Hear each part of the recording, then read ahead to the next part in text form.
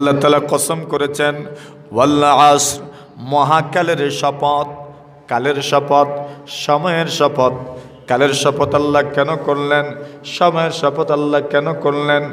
সময়ের শপথ কালের শপথ আল্লাহ করে ইঙ্গিত করতে চান, রে বান্দা বান্দি আমার শোনো, তোমার জীবনের সবচেয়ে বড় মূল্যবান পুঁজির নাম হলো সময়। ছোট্ট সূরাগুলোর মধ্য থেকে উল্লেখযোগ্য একটা ছোট্ট সূরা, এর চেয়ে ছোট সূরা হইল সূরাতুল কাউসার, আর এর পরের ছোট সূরা হইল সূরাতুল আসর, সূরা কুরাইশ।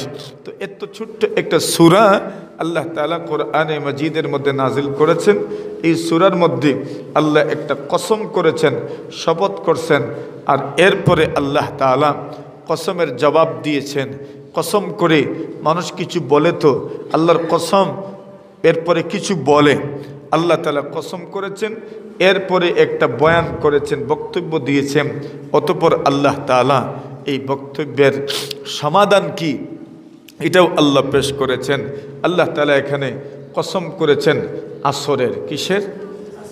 এই জন্য এই সূরার নামই হইল সূরাতুল আসর, সূরায়ে আসর। আর আমরা বারো গ্রামের মানুষ এই সূরারে চিনি ওয়াল আসরি সূরা। কি জাত সূরা? মাথুই না আপনারা? কোন সূরা রে বা? ওয়াল আসরি সূরা। ওয়াল আসরি সূরা। আসর শব্দ কি? আসর শব্দের কসম আল্লাহ করেছেন, শপথ আল্লাহ করেছেন। আসর শব্দের শপথ বলতে কি? বলে আসর শব্দের দুই অর্থ হইতে পারে। এক নম্বর অর্থ হইল আসর মানে সময়। আসর মানে আল্লাহ তাআলা কসম করেছেন ওয়াল আসর, মহাকালের শপথ, কালের শপথ, সময়ের শপথ। কালের শপথ আল্লাহ কেন করলেন? সময়ের শপথ আল্লাহ কেন করলেন? সময়ের শপথ কালের শপথ আল্লাহ করে ইঙ্গিত করতে চান, রে বান্দা বান্দি আমার শোনো, তোমার জীবনের সবচেয়ে বড় মূল্যবান পুঁজির নাম হলো সময়।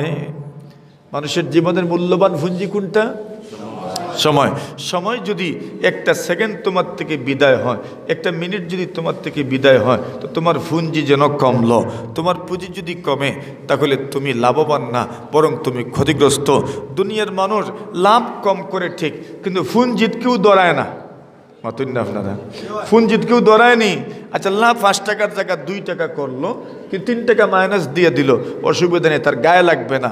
কিন্তু পুঁজির নিচে কেউ কি করে না? বিক্রি করে না। কিনা দামের নিচে কেউ বিক্রি করে না।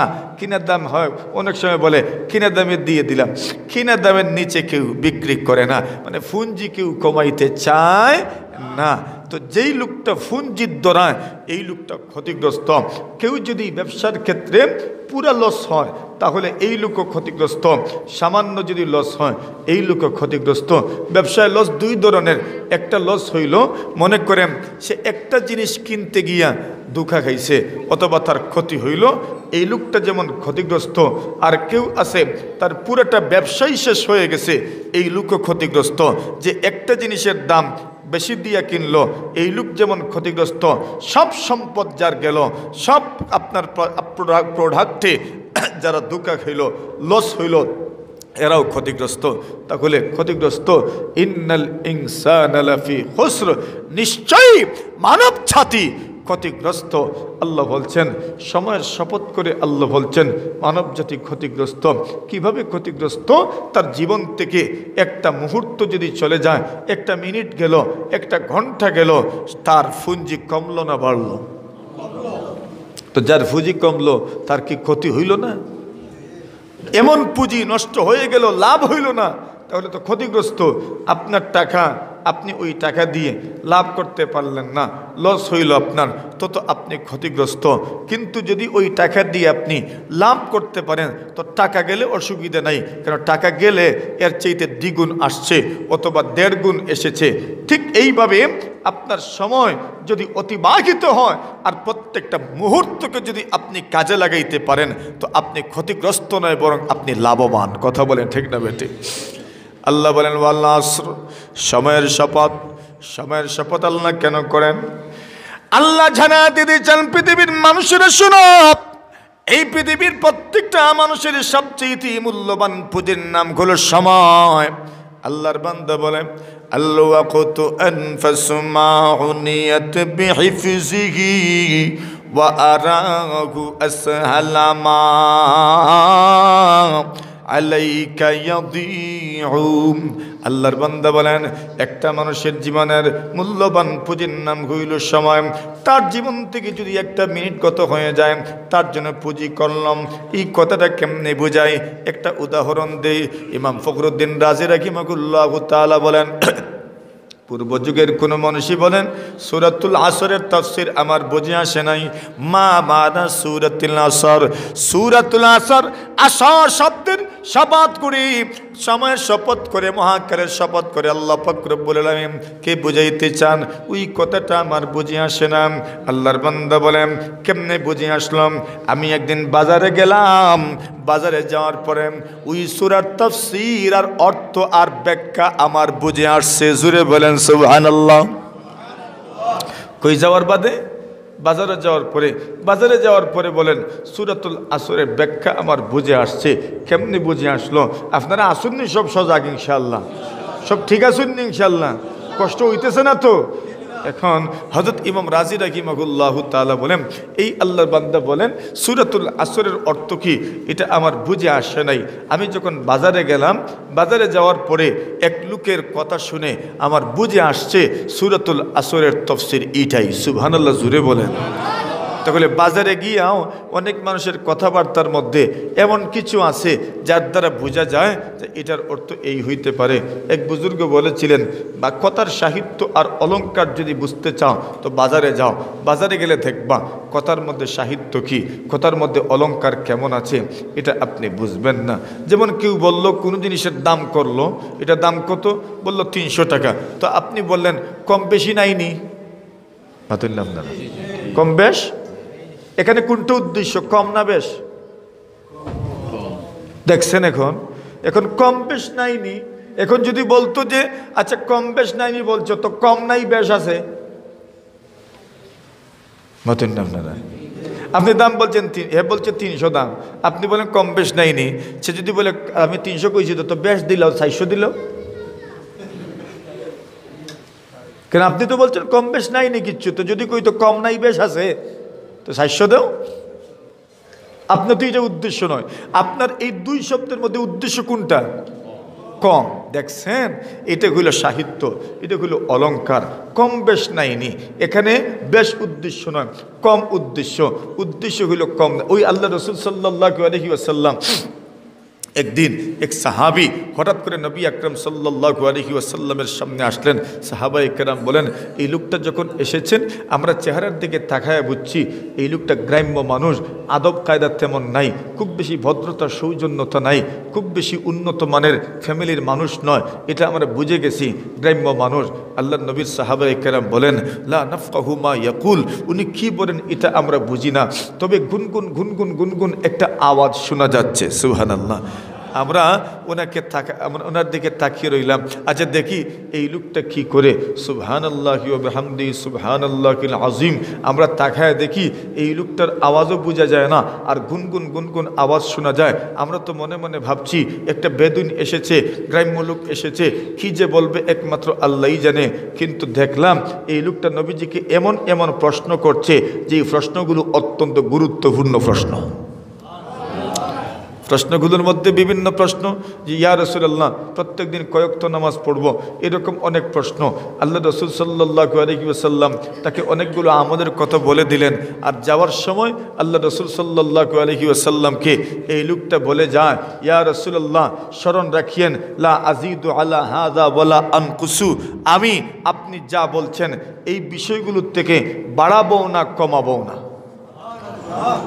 আপনি যা বলছেন তার উপর আমল করব, বাড়াবো না।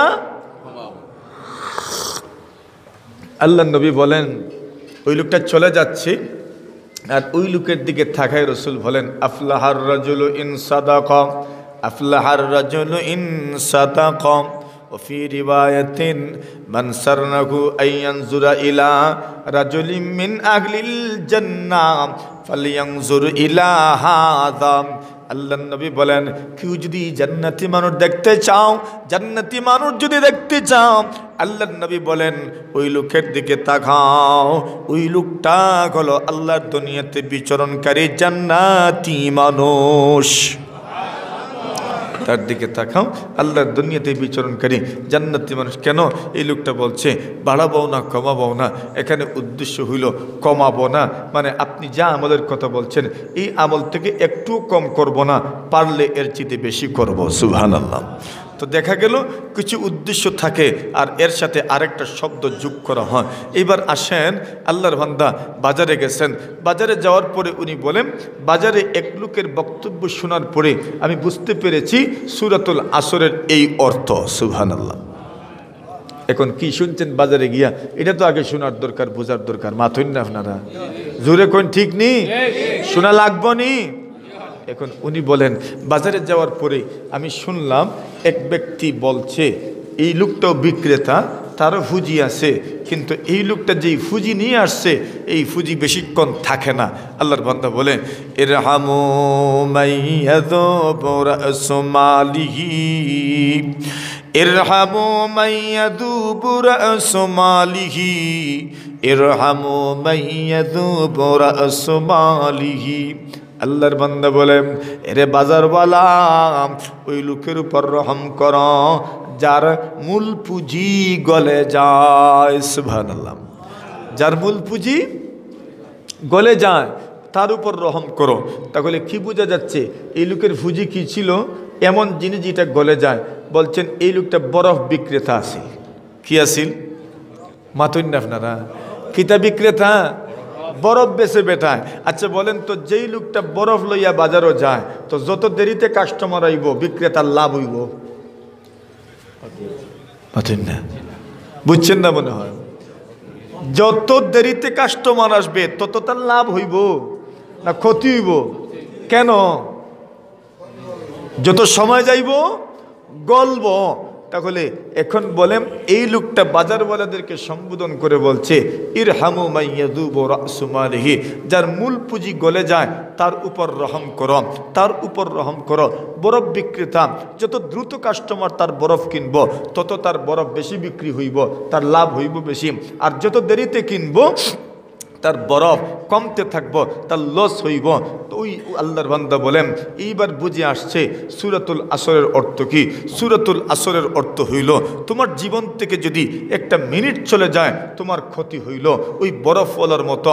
যত তুমি তোমার সময়টাকে কাজে লাগাইবা তোমার তত লাভ হবে, আর যত তুমি সময়টাকে নষ্ট করবে তোমার ক্ষতি হইল বরফ বিক্রেতার মতো। সুবহানাল্লাহ বলে। এটা হইল হাযা মানা সূরাতুল আসর।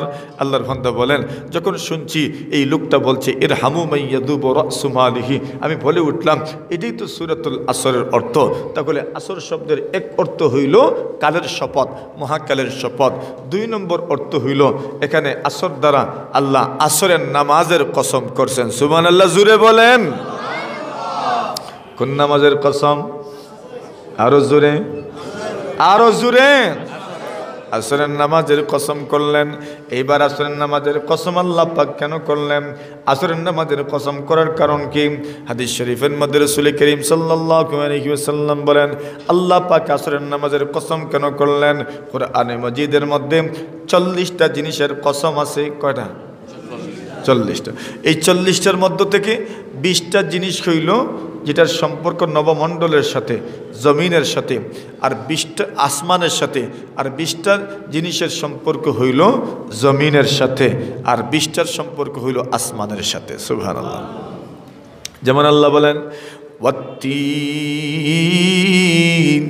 তিনের কসম, ওয়াজ্জাইতুন, জাইতুনের কসম, ওয়াতুরি সিনিন, সিনাই উপত্যকার তুর পর্বতের কসম, এটাও জমিনে দুনিয়াতে, ওয়াযাল বালাদিল আমিন, মক্কা নগরীর কসম, ওয়াল আদিয়াতি যাবহা, গুড়ার কসম, ওয়াশাহিদিম ওয়া মাশহুদ, জুমার দিনের কসম, আরাফার দিনের কসম, এটাও দুনিয়াতে।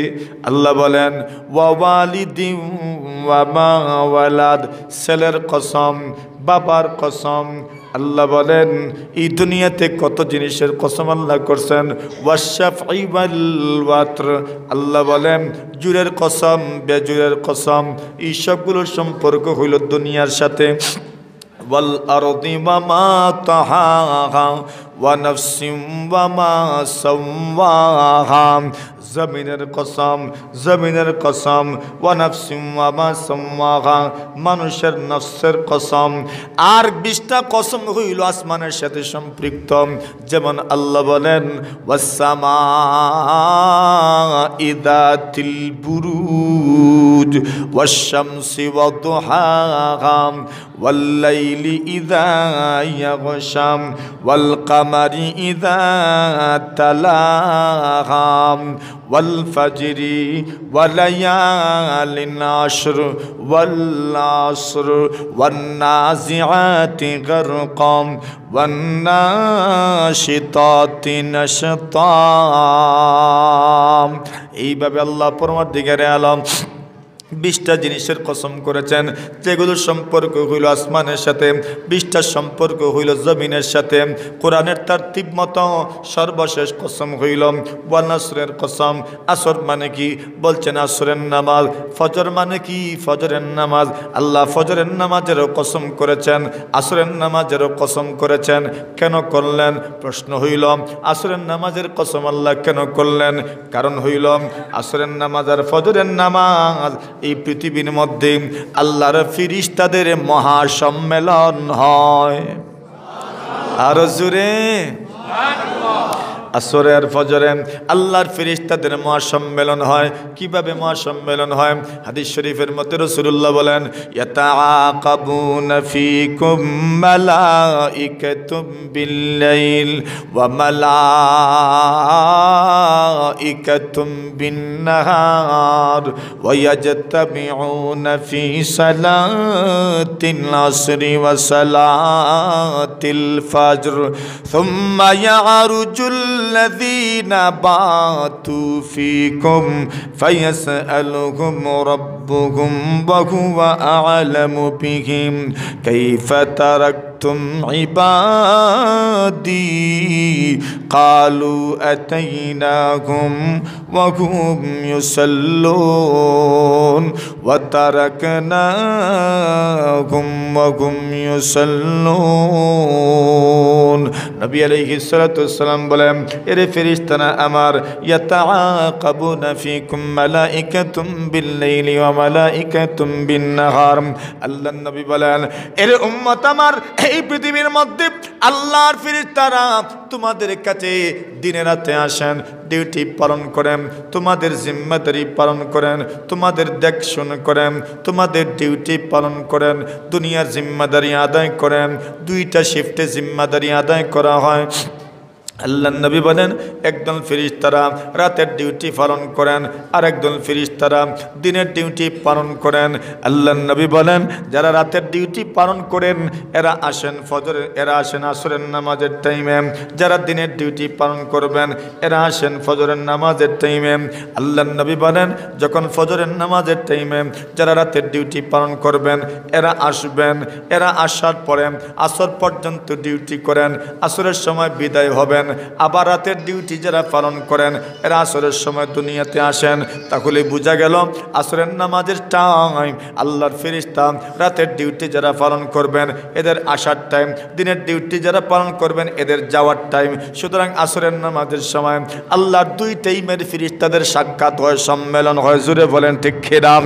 আবার ফজরের নামাজের টাইমে যারা রাতের ডিউটি পালন করেন এরা রাতের ডিউটি পালন করতে করতে ফজরের সময় বিদায় নেন। যারা দিনের ডিউটি পালন করেন এরা ফজরের সময় দুনিয়াতে আসেন। সুবহানাল্লাহ। তাহলে বোঝা গেল আসরের টাইম আর ফজরের টাইম ফেরেশতাদের মহাসম্মেলনের টাইম। এই জন্য আল্লাহ পাক আসরের নামাজের শপথ করেছেন, ফজরের নামাজের ওয়াক্তের শপথ করেছেন।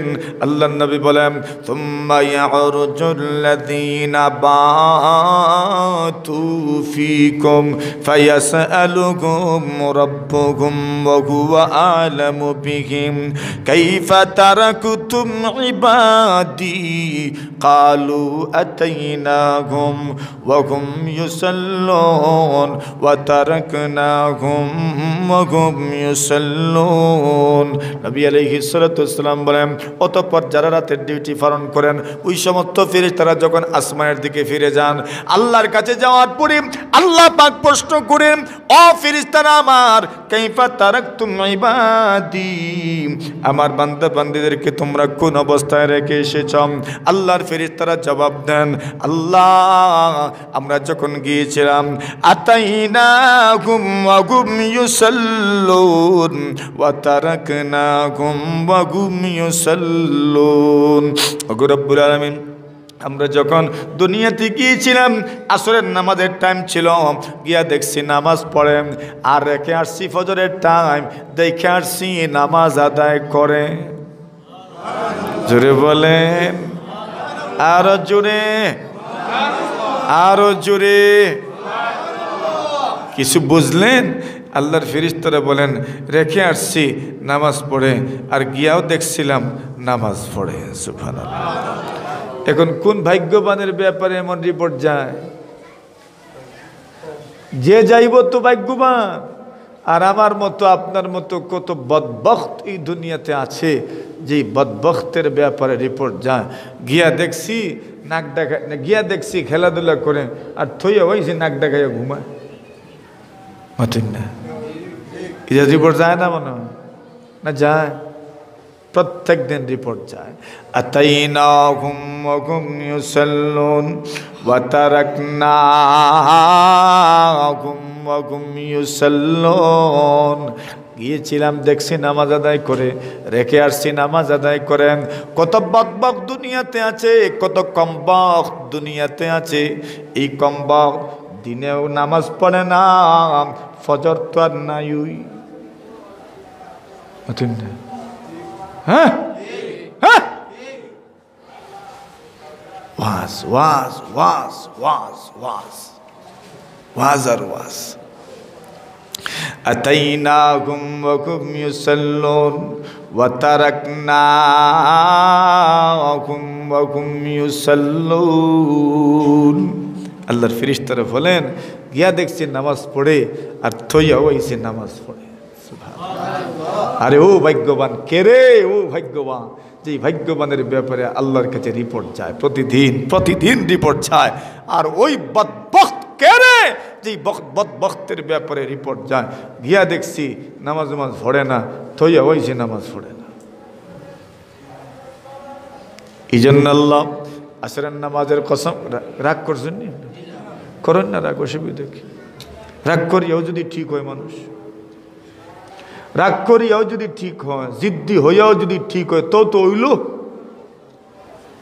না। হ্যাঁ, আতাইনাহুম ওয়া হুম ইউসাল্লুন ওয়া তারাকনাহুম ওয়া হুম ইউসাল্লুন। তো আসরের নামাজের কসম আল্লাহ কেন করলেন? এক নম্বর কারণ হইল এই নামাজের টাইম ফেরেশতাদের মহাসম্মেলনের টাইম। দুই নম্বর কেন আল্লাহ কসম করলেন? আল্লাহ বলেন হাফিজু আলাস সালাওয়াত ওয়াস সালাতিল মুস্তা ওয়াকুমু লিল্লাহি কানিতিন। আল্লাহ বলেন বান্দা বান্দি আমার নামাজের গুরুত্ব দাও, সব নামাজের গুরুত্ব দাও, সব নামাজ যথাযথভাবে আদায় করো। বিশেষ করে সালাতে উস্তা। সালাতে উস্তা মানে আসরের নামাজ। সুবহানাল্লাহ। সালাতে উস্তা মানে কোন নামাজ? আসরের নামাজ সালাতে উস্তা মানে আসরের নামাজ, এটাকে মধ্য নামাজ কেন বলা হয়? এর আগে দিনের 2 ওয়াক্তের নামাজ, এর আগে হইল জোহরের নামাজ, এটাও দিনের নামাজ, ফজরের নামাজ, এটাও দিনের নামাজ, আসরের নামাজের পরে রাতের 2 নামাজ, মাগরিবের নামাজ, এটাও রাতের নামাজ, ঈশার নামাজও রাতের নামাজ, 2টা রাতের নামাজ তার একদিকে, 2টা দিনের নামাজ তার একদিকে। এই জন্য আসরের নামাজকে বলা হয় মধ্যম নামাজ। কোন নামাজ? মধ্যম নামাজ, সালাতে উস্তা। এই জন্য আল্লাহ আসরের নামাজের কসম করছেন। 3 নম্বর, আসরের নামাজের কসম আল্লাহ পাক কেন করলেন? নবী বলেন, মান সাল্লাল বারদাইন দাখালাল জান্নাহ। আল্লাহর পয়গম্বর বলেন, এর উম্মত শুনো, কোন মানুষ যদি আসরের নামাজ আর ফজরের নামাজটা যদি আদায় করতে পারেন, আদায় করতে দেরি, আল্লাহর জান্নাতের মেহমান হতে দেরি হবে না। আল্লাহ নবী বলেন, মান সাল্লাল বারদাইন দাখালাল জান্নাহ। বারদাইন মানে ঠান্ডার 2 ওয়াক্তের নামাজ। ঠান্ডার নামাজ বলতে কোন নামাজ বোঝায়? ফজরের নামাজ, এটাও ঠান্ডার নামাজ, আসরের নামাজটাও ঠান্ডার নামাজ। দিনের প্রথম ভাগে যদিও গরম হয়, আসরের নামাজের টাইমে প্রথম ভাগের চাইতে গরমটা একটু কমে যায়, এই জন্য এটাও যেন ঠান্ডার নামাজ। রাতের প্রথম দিক গরম বেশি হয়, কিন্তু ফজরের সময় গরমটা কমে যায়, এই সময়টাও ঠান্ডার নামাজ। রাতের প্রথম দিকের তুলনায় ফজরের টাইমটা ঠান্ডা, দিনের প্রথম দিক মধ্য সময়ের তুলনায় আসরের নামাজের টাইমটা হলো ঠান্ডার সময়। এই জন্য আল্লাহ নবী বলেন, মান সাল্লাল বারদাইন দাখালাল জান্নাহ। কেউ যদি ঠান্ডার সময়ের 2 ওয়াক্তের নামাজ, ফজরের নামাজ আর আসরের নামাজ যদি যথাযথভাবে আদায় করতে পারে, দাখালাল জান্নাহ, জান্নাতি হয়ে যাবে। আরো জোরে ঘুমাই ঘুমাইয়া সুবহানাল্লাহ কইলইব, একটু জোরে সুরে সুবহানাল্লাহ। ওই ওদের জোরে হইল নি, আরো জোরে সুরে সুবহানাল্লাহ, আরো জোরে। কি বুঝলেন? আসরের নামাজের কসম আল্লাহ কেন করলেন? মান সাল্লাল বারদাইন দাখালাল জান্নাহ। যারা আসরের নামাজ আর ফজরের নামাজ আদায় করবাম, জান্নাতি হইবাম। 3 নম্বর, 4 নম্বর হইল আল্লাহ পাক আসরের নামাজের কসম কেন করলেন? 4 নম্বর কারণ হলো, আসরের নামাজ এত গুরুত্বপূর্ণ নামাজ। আল্লাহর নবী বলেন, মান তাফুতুহু সালাতুল আসর ফাকান্নামা উতিরা আহলুহু ওয়া মালুহু। আল্লাহর নবী বলেন, আসরের নামাজ এত গুরুত্বপূর্ণ নামাজ, কারো যদি আসরের নামাজ মিস হয়ে যায়, আল্লাহর নবী বলেন, যেমন মনে করেন কোন একজন মানুষের বাবাকে হত্যা করা হইল, আল্লাহ মাফ করুক, ওই লোকটা আদালতে মামলা করল, এইবার মামলার রায় যদি তার পক্ষে আসে, যদি আদালত রায় দেয় তাকে ফাঁসি দেওয়া হোক, তখন তার মনকে সান্ত্বনা দিতে পারবাম, রায় পাইছি আমি। অথবা সে বলল, না না, ফাঁসির দরকার নাই, দিয়ত দিয়ে দাম, রক্তপণ আদায় করম, তো মনকে সান্ত্বনা দিতে পারবেন, আমি মামলার রায় জিতছি। কিন্তু যদি তার বাবা হত্যার মামলায় ফাঁসির রায় দেওয়া হইল না, রক্তপণ, দিয়ত, জরিমানার রায়ও দেওয়া হইল না, ওই লোকটা লাভবান না ক্ষতিগ্রস্ত? ক্ষতিগ্রস্ত।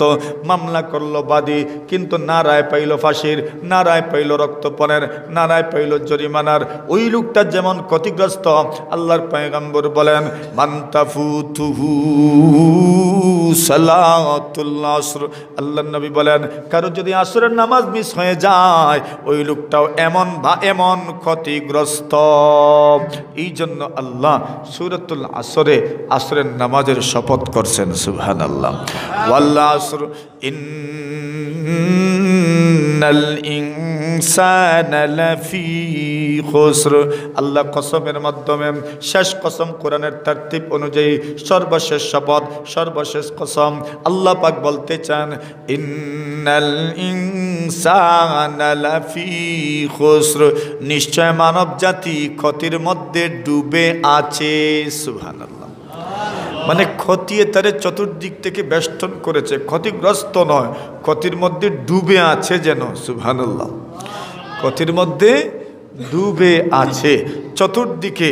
দুআতুন আলা আবওয়াবি জাহান্নাম। আল্লাহ নবী বলছেন জাহান্নামের দরজার পারে দাঁড়াইয়া মানুষ আপনাকে হাতছানি দিয়ে ঢাকছে, জাহান্নামের দিকে আসো, জাহান্নামের দিকে আসো, জাহান্নামের দিকে আসো, জাহান্নামের দিকে আসো। এইবার মানুষ তো জাহান্নামের পথের দিকে রওনা। আল্লাহ রসুল বলছেন মান আজাবাহুম কাযাফুহু ফিহা, যেই লোকটা জাহান্নামীদের ডাকের জবাব দিব, আল্লাহ রসুল বলছেন তোমাকে জাহান্নামের মধ্যে নিক্ষেপ করবে। আল্লাহ বলেন সব মানুষ ক্ষতির মধ্যে ডুবে আছে যেন, কিন্তু বাঁচবে কেমনে? আল্লাহ রোগ নির্ণয় করেছেন। রোগ নির্ণয়ের পরে এইবার আল্লাহ তাআলা ব্যবস্থাপত্রে ঔষধও লিখে দিছে। সুবহানাল্লাহ। কালকে কই মানে আরো জোরে, আরো জোরে। ডাক্তার, ভালো ডাক্তারকে, যেই ডাক্তার রোগের কথাও লিখব, ব্যবস্থাপত্র ঔষধ লিখব, পরামর্শ দিব, কোন ঔষধ আপনি সেবন করবেন এটাও লিখব, এই ডাক্তারই তো সফল। কিন্তু আপনার রোগ নির্ণয় করা হলো, প্রেসক্রিপশন দেওয়া হলো না, আপনাকে আপনি ওই ডাক্তারকে পছন্দ করেন না। আল্লাহ পাক রব্বুল আলামিন রোগ নির্ণয় করেছেন ইন্নাল ইনসানা লাফি খুসর। আল্লাহ বলেন সমগ্র মানব জাতি ক্ষতির মধ্যে ডুবে আছে। ক্ষতির থেকে বাঁচতে হলে কি করতে হবে? ব্যাগখানে আবার তুমি আরো আলো আলো আলো আরো 1 মাইল দূরে যা। ইন্নাল ইনসানা লাফি খুসর। আল্লাহ রাব্বুল আলামিন এবার রোগ নির্ণয় করেছেন ইন্নাল ইনসানা লাফি খুসর, নিশ্চয় মানব জাতি ক্ষতির মধ্যে ডুবে আছে। বাঁচবেন কেমনে? ক্ষতির হাত থেকে বাঁচার জন্য প্রেসক্রিপশন তো দরকার। আল্লাহ প্রেসক্রিপশন দিলেন। প্রেসক্রিপশনে 4 ঔষধ। কয়টা? কয়টা? 4টাই কিনবানি মাথুন না। ঔষধ কয়টা কিনা লাগবো? অ্যান্টিবায়োটিক তো 1 নম্বর। 1 নম্বর কোনটা? অ্যান্টিবায়োটিকে কোনো দিন তারিখ নাই, বরং পুরা কোর্স কিনা লাগবো। মাথুন না আপনারা। আর বাকি ঔষধ আচ্ছা কিছু কিছু কিনবো, হ্যাঁ 1 সপ্তাহ দিলেন, 2 সপ্তাহ দিলেন, 3 সপ্তাহ দিলেন, চলবে যেগুলো আছে বস 15 দিন দেন, এরপরে আরো 15 দিন, এরপরে আরো 15 দিন। আল্লাহ বলেন ঔষধ কয়টা? ইন ইল্লাল্লাযীনা আমানু ওয়া আমিলুস সালিহাত ওয়া তাওয়াসাউ বিল হক ওয়া তাওয়াসাউ বিস সাবর। আল্লাহ রাব্বুল আলামিন বলেন নিশ্চয় মানব জাতি ক্ষতির মধ্যে ডুবে আছে। ক্ষতির থেকে যদি বাঁচতে চাও, সফল যদি হইতে চাও, দুনিয়াতে যদি সফল হতে চাও, পরকালে যদি সফল হতে চাও, সফলতার সোপান কি, সফলতার সিঁড়ি কি, কোন পথে গেলে আপনি সফল হবেন, কোন পথে গেলে আপনি কামিয়াব হবেন, কোন পথে যদি আপনি হাঁটেন তাহলে আপনি সফলতা লাভ করবেন। আল্লাহ বলেন ইল্লাল্লাযীনা আমানু, ইমানদার হতে হবে। অ্যান্টিবায়োটিক ইমান যদি থাকে না তাহলে আপনার কোনো আমল গ্রহণযোগ্য হবে না, ঠিক কি না? মনে করেন আপনি যদি 0 কতটা বসায় দেন লাভ হইব? হ্যাঁ, কিন্তু সব শূন্যর বাম সাইডে যদি একটা 1 দেন লাভ হইব। এখন 1 দিলেন, এরপরে 0 কত হইল? আরেকটা বাড়ান, আরেকটা বাড়ান, আরেকটা বাড়ান, আরেকটা বাড়ান, 1 লাখ। সুবহানাল্লাহ। দেখছেন নি? যদি প্রথমে ঈমান থাকে তাহলে আপনার সব আমল লাভ, সব আমলের ফায়দা। আর প্রথমে যদি ঈমান থাকে না আপনার কোনো লাভ নাই। শূন্যর যেমন কোনো ভ্যালু নাই, শূন্য শুধু শূন্য থাকলে কোনো ভ্যালু তার নাই। কিন্তু যদি 1-এর পরে 0 বসান 10 হইব, আরেকটা বসাইলে শূন্যই তো বাড়াইছেন, শূন্যের কি আবার দাম আছে? বলে জি দাম আছে। আরেকটা বাড়াইলে 100 হইব, আরেকটা বাড়াইলে 1000 হইব, আরেকটা বাড়াইলে 10,000 হইব। এর অর্থ হল আপনার আমল যদি ঈমানের পরে হয়, আপনি যতটা আমল করবেন প্রত্যেকটা আমলের কারণে আল্লাহ তাআলা আপনার এমন সওয়াব দিবেন কল্পনাও করতে পারবেন না। এই জন্য প্রথমটা হইল ঈমান, 2 নম্বর ওয়া আমিলুস সালিহাত। আল্লাহ পাক রব্বুল আলামিন বলেন 2 নম্বর আমল হইল ওয়া আমিলুস সালিহাত, নেক আমল। কি নেক আমল, এটা হলো 2 নম্বর। নেক আমল যদি করতে পারেন তাহলে এই 2টা আমল হইল ব্যক্তিগত, ঈমান ও ব্যক্তিগত আমল, নেক আমল ও ব্যক্তিগত আমল। ওয়া আমিলুস সালিহাত, যদি নেক আমল করতে পারেন। আর 2টা হইল সমাজগত। সমাজগত 2টার একটা হইল ওয়া তাওয়াসাউ বিল হক ওয়া তাওয়াসাউ বিস সাবর। 2 আমলের এক আমল হইল শরীয়তের ব্যাপারে পরস্পর তারা একজন আরেকজনকে ওসিয়ত নসিয়ত করে উপদেশ দেয়, সবরের ব্যাপারে একজন আরেকজনকে ওসিয়ত নসিয়ত করে উপদেশ দেয়। এই হইল মোট কয়টা? 4টা। 1 নম্বর প্রেসক্রিপশনের 1 নম্বর ব্যবস্থার নাম হইল ইমানদার হওয়া। 2 নম্বর ব্যবস্থার নাম হইল ওয়া আমিলুস সালিহাত, নেক আমল। কি নেক আমল? এবার নেক আমল কাকে বলে? ইমাম বাইজাউই লিখেন কুল্লু মা সাওয়াগাহু শারউ ওয়া হাসানাহু, প্রত্যেক ওই আমল যেই আমল শরীয়ত অনুমোদিত এবং যেই আমলকে শরীয়ত তাহসিন করেছে, সুন্দর বলে ঘোষণা করেছে, ওই আমলের নাম হইল নেক আমল। উলামায়ে কেরাম লিখেন আমল যদি নেক বানাইতে চাও 3টা শর্ত থাকতে হবে আমলে। 1 নম্বর শর্ত হইল আপনার আমল কোরআন মতো হতে হবে। 2 নম্বর নবীর সুন্নাহ মতো হতে হবে। 3 নম্বর সাহাবায়ে কেরামের আকল বুঝ সমঝ মতো হতে হবে। নবী, কোরআন এবং সাহাবায়ে কেরামের বুঝ মতো যদি না হয়, তোমার আমল যত সুন্দরই হোক না কেন, এই আমল আল্লাহর দরবারে কবুল হবে না। এটা নেক আমল নয়, এটা বাদ আমল। নেক আমল কবুল হওয়ার জন্য শর্ত হইল আরো 3টা। 1 নম্বর শর্ত হইল নেক আমল যদি কবুল করাইতে চান তাহলে আপনার আকীদা শুদ্ধ হতে হবে। নম্বর 2, নেক আমল যদি আল্লাহর দরবারে কবুল করাইতে চান তাহলে 2 নম্বর হইল আপনার তরিকা শুদ্ধ হতে হবে। কোন তরিকা মতো আমল করছেন ওই তরিকা শুদ্ধ হতে হবে। 3 নম্বর আমলে ইখলাস থাকতে হবে। কি থাকতে হবে? যদি আকীদা শুদ্ধ হয়, যদি তরিকা শুদ্ধ হয়, যদি ইখলাস থাকে, এই 3 গুণ যদি থাকে তাহলে আপনার নেক আমল কবুল হবে। নেক আমল হওয়ার জন্য 3 শর্ত। 1 নম্বর শর্ত হইল কোরআন মতো, নবীর সুন্নাহ মতো, সাহাবায়ে কেরামের আকল সমঝ বুঝ মতো হতে হবে। 3 নম্বর আপনার এই আমল যদি কবুল করাইতে চাও 3 বিষয় থাকতে হবে। আকীদায়ে সহিহা, তরিকায়ে সহিহা, ইখলাসে আমল। আপনার আকীদা পরিশুদ্ধ হতে হবে, আপনার তরিকা পরিশুদ্ধ হতে হবে, আপনার আমলে ইখলাস থাকতে হবে। সুবহানাল্লাহ। কয়টা? 2টা। ব্যক্তিগত, এই ব্যক্তিগত 2টার সবচাইতে বড় মাযহার হইল মসজিদ। কি? প্রকাশের জায়গা হইল মসজিদ। আল্লাহর নবী সাল্লাল্লাহু আলাইহি ওয়াসাল্লাম হিজরত করে যখন মক্কা থেকে মদিনায় আসলেন, মদিনায় আসার পরে নবী সর্বপ্রথম উদ্যোগ নিয়েছেন মসজিদ নির্মাণের। কিসের উদ্যোগ? মসজিদ নির্মাণ।